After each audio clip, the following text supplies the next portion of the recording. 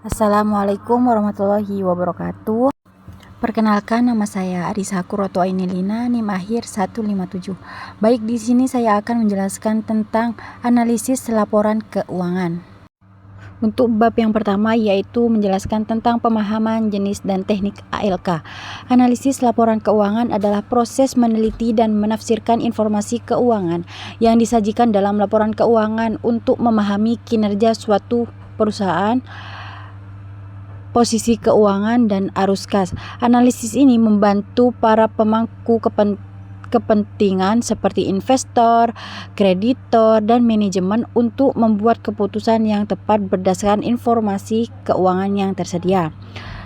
Untuk teknik ALK teknik ALK ini mengacu pada metode dan teknik yang digunakan dalam menganalisis laporan keuangan, seperti analisis rasio, analisis tren, dan analisis vertikal serta horizontal. Yang kedua yaitu teknik ALK secara umum. Teknik ALK secara umum yaitu dibagi menjadi 3. Yang pertama yaitu analisis rasio, di mana analisis rasio ini teknik yang menggunakan perbandingan angka-angka dalam laporan keuangan untuk menilai kesehatan keuangan. Yang kedua yaitu analisis tren, melihat perubahan dalam laporan keuangan dalam waktu ke waktu untuk mengidentifikasi tren dan signifikan. Yang ketiga yaitu analisis vertikal dan horizontal. Analisis vertikal yaitu membandingkan elemen-elemen laporan keuangan dengan total aset atau penjualan. Sementara analisis horizontal yaitu membandingkan elemen yang sama selama beberapa periode. Yang ketiga yaitu ALK cabang likuiditas, di mana ALK cabang likuiditas ini mengukur kemampuan perusahaan untuk memenuhi kewajiban jangka pendeknya. Untuk selanjutnya yaitu ALK cabang solvabilitas, di mana di sini menilai kemampuan perusahaan untuk memahami kewajiban jangka panjangnya. Yang kelima yaitu ALK cabang aktivitas, di mana ALK cabang aktivitas ini mengukur efisiensi perusahaan dalam menggunakan aset untuk menghasilkan penjualan. Rasio yang sering digunakan yaitu termasuk investor, turnover, dan lain sebagainya.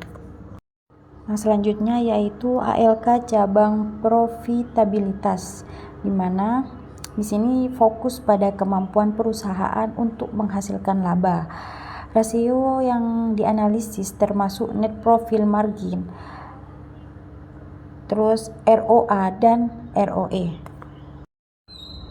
Bab yang ketujuh yaitu ALK keuangan bank.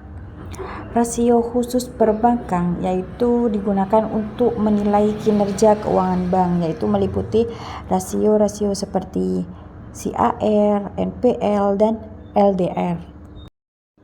Yang kedelapan yaitu ALK sumber dan penggunaan modal kerja, di mana modal kerja ini mengacu pada selisih antara aset lancar dan kewajiban lancar.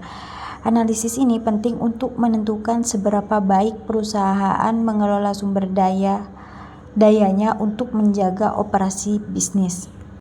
Untuk berikutnya yaitu ALK break-even point, di mana titik di mana total pendapatan sama dengan total biaya, sehingga perusahaan tidak mengalami kerugian maupun keuntungan. Analisis BEP ini penting untuk menentukan volume penjualan minimum yang diperlukan untuk menutupi biaya. Untuk bab 10 yaitu ALK perkreditan, di mana analisis perkreditan yaitu fokus pada penilaian risiko kredit, baik dalam konteks memberikan kredit kepada pelanggan ataupun menganalisis kelayakan kredit dari debitur. Untuk bab yang terakhir yaitu ALK laba kotor, di mana ALK laba kotor ini merupakan laba yang dihasilkan setelah dikurangi biaya produksi langsung. Rasio margin laba kotor digunakan untuk menilai efisiensi produk dan profitabilitas dasar. Mungkin ini yang bisa saya sampaikan, kurang lebihnya saya mohon maaf. Assalamualaikum warahmatullahi wabarakatuh.